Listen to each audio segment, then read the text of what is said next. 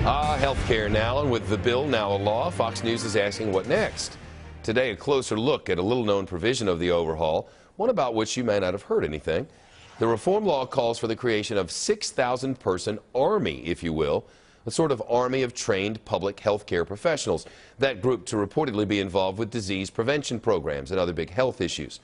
But we're told members would also respond in the event of an emergency situation, kind of like the National Guard would. You know, after the attacks of 9/11, the doctors were like, man, we're not prepared for this. So this tries to create an army to help under such a circumstance. But the question whether this would square with the National Guard we already have, and do the feds have the constitutional power to create such a thing?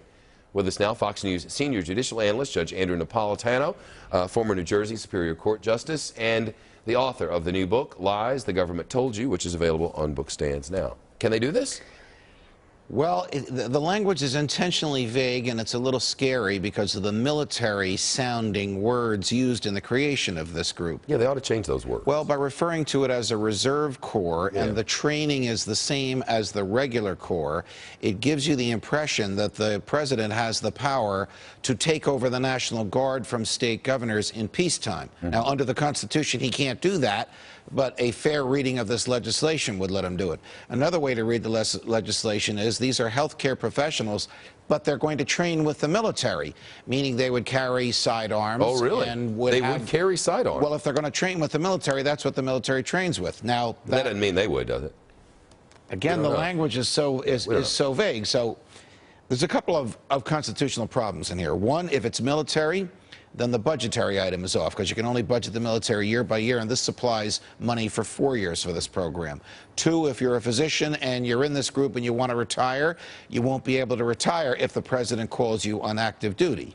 Three, if you're a member of the National Guard and a physician and he calls up the National Guard and you want to retire, you can't retire until the president lets you. So those who are concerned that the Congress has, without adequate debate or notice or warning, in a 2,700-page bill, authorized the president to remove military personnel from the states or to create a new army, have legitimate fear, in my view. We don't know how this is going to be implemented. The language is intentionally vague. It could be military or non-military and still be consistent with the statute. I guess we have to wait and find out what that is. Remember, you know, Dr. Stephen Garner, a friend of mine, and I think a friend of yours as well. Yes. He was an advisor to Rudy Giuliani in the days, weeks, and months after the attacks of 9/11 on health care matters. And he said at the time, I remember in the early days after 9/11, he goes, Shep, we didn't need a lot of hospital space, sadly, this time, but we realized we didn't have it. Hospitals in the city were at about 80% at the time. Because we didn't have the volunteer medical staff put together to help after an attack like this. He's like, we got to figure out something. And I wondered if this is an attempt at something like that, whether constitutional or not is not my purview. The government has the Public Health Service. The government has the Center for Disease Control. It can hire as many physicians as it wants in either of those.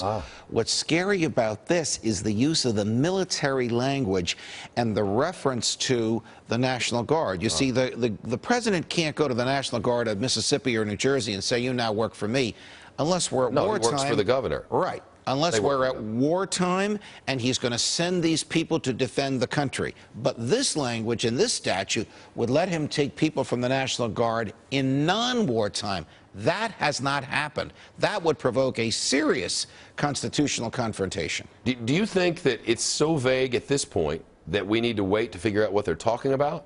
No, I think it's so vague at this point so that they can do with it whatever they want, and by the time they've already done it, it'll be kind of late to challenge it, but the challenges will come anyway. Fascinating. This is what happens when a bill is nearly 3,000 pages and nobody, and even the people who wrote it, have the time to read the other parts of it. How does something like that end up in there?